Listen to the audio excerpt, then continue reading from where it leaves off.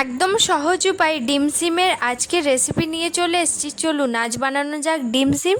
তো hello guys, কেমন আছেন সবাই? তো আজ বানাবো ডিম সিম। তো এটা ডিম সিমও বলে, আর বাংলাতে কি বলে সেটা আমি জানি না, তবে পুরো নামটা বলি। আজ বানাচ্ছি স্প্রিং রোল। আগেও বানিয়েছিলাম, তবে আজও বানাচ্ছি কারণ এতটাই সুন্দর লাগে এটা খেতে।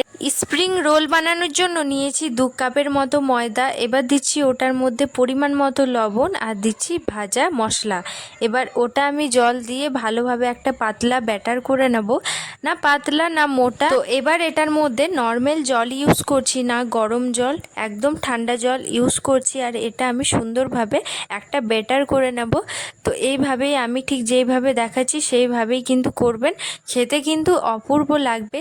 আর এই ডিম সিম মানে ওই স্প্রিং রোল বানানোর জন্য কিন্তু এটা সবারই ক্ষেত্রে কঠিন হয়ে থাকে। এই জিনিসটা অনেকই ঝামেলা লাগে, তবে এটা খেতে অপূর্ব লাগে। তবে আজ আমি এমনভাবে সিস্টেম দেখাবো, সেটা কিন্তু একদমই কঠিন না, একদম সহজভাবে বাড়িতে বানিয়ে নিতে পারেন। তো আমি ময়দাটাকে না পাতলা না মোটা ঠিক মতো সাইজের আমি গুলে নিয়েছি। এবার ওটার মধ্যে ওটা ভাপানোর জন্য নিয়েছি একটা থালা। ওটার মধ্যে হালকা সাদা তেল আমি ব্রাশ করে দিয়েছি। এবার ওটা স্টিমে দিয়ে দেব। আর এটা বেশিক্ষণ রাখার দরকার নেই, মাত্র 5 মিনিট রাখলেই কিন্তু আমাদের এটা ভাপানো হয়ে যাবে। তো এটা প্রায় আমি 5 মিনিট রেখেছি। আর দেখতেই পাচ্ছেন এই যে ধারগুলো যে দেখছে, এটা একদমই ছেড়ে আসবে, তার মানে কিন্তু অটোমেটিক আমাদের এটা হয়ে গেছে।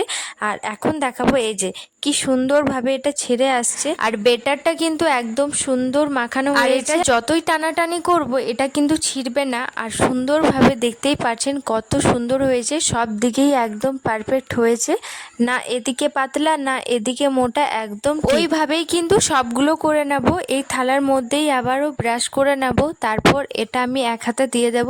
এবার আবারও 5 মিনিটের মতো স্টিম করে নেব। তো ওদিকে ওটা 5 মিনিট মতো স্টিম হতে থাক। এদিকে আমি বানিয়ে নিচ্ছি আলুর যে মশলা। স্প্রিং আলুর যে মশলাটা বানানোর জন্য কোনো ঝামেলা নেই, ওই সিঙ্গারা চপের যে আলুর মশলাটা থাকে সেইভাবেই কিন্তু বানিয়ে নিতে হবে।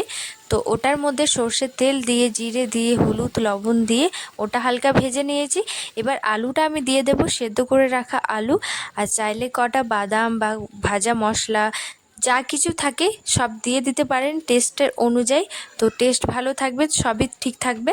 তো আলুর মশলাটা তৈরি করে নিয়েছি সুন্দরভাবে। এবার রোলটা করার জন্য এখানে এই যে এটা করে রেখেছিলাম এই রুটিটা, এবার এটার মধ্যে আমি দিয়ে দেব মশলাটা। আর ধারে ধারে কিন্তু আমি হালকা ওই যে ময়দার যে বেটারটা সেটা সরিয়ে রেখেছিলাম, তো ওটা আমি ধারে ধারে লাগিয়ে নেব।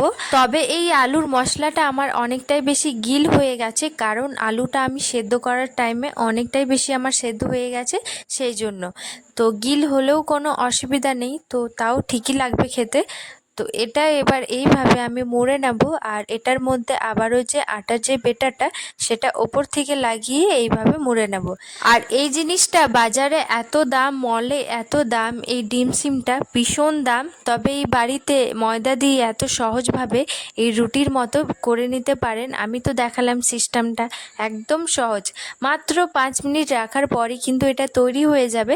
আর থালা থেকে ছেড়েও কিন্তু খুব সুন্দর চলে আসে। আর এই স্প্রিং রোলটা কিন্তু বাজারে ভীষণ বাড়িতে কিন্তু খুবই কম খরচে বানিয়ে নিতে পারে স্প্রিং রোল। এতক্ষণে আমার এই রেসিপিগুলো দেখে আপনাদের কার কার বেশি ভালো লাগলো অবশ্যই কিন্তু লাইক কমেন্ট শেয়ার করবেন। আর আগে নেক্সট ভিডিওতে আমি কি বানাবো সেটাও কিন্তু বলে যাবেন। তো এটা আমি সবগুলো এইভাবেই করে নেব। এই যে আমার সবগুলো করা হয়ে গেছে। আর ওদিকে আমি তেল চাপিয়ে দিয়েছি। তো এটা আমি হালকা, আর আগেই বলে দিই আপনাদের যদি ডায়েট থাকে বা হেলদি খেতে চান তাহলে কিন্তু এটা হালকা তেলে, একদম পরোটা যে তেলে আমরা ভাজি সেই হিসেবে কিন্তু এটা ফ্রাই করতে পারেন। তবে একটু আমি ছাকা তেলে ভাজবো, সেই জন্য কিন্তু আমি তেলটা একটু বেশি দিয়েছি। তো এইভাবে দেওয়ার পরে কিন্তু সঙ্গে সঙ্গে দেখতেই পাচ্ছেন ফুলে উঠেছে। তো এই যে রেডি হয়ে গেছে স্প্রিং রোল। তো আশা করি আমার এই ভিডিওটা দেখে আপনাদের খুবই ভালো লাগলো।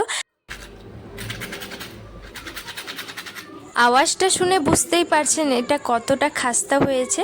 তো বাই, রাধে রাধে, সবাই ভালো থেকো, সাবধানে থেকো, লাইক কমেন্ট শেয়ার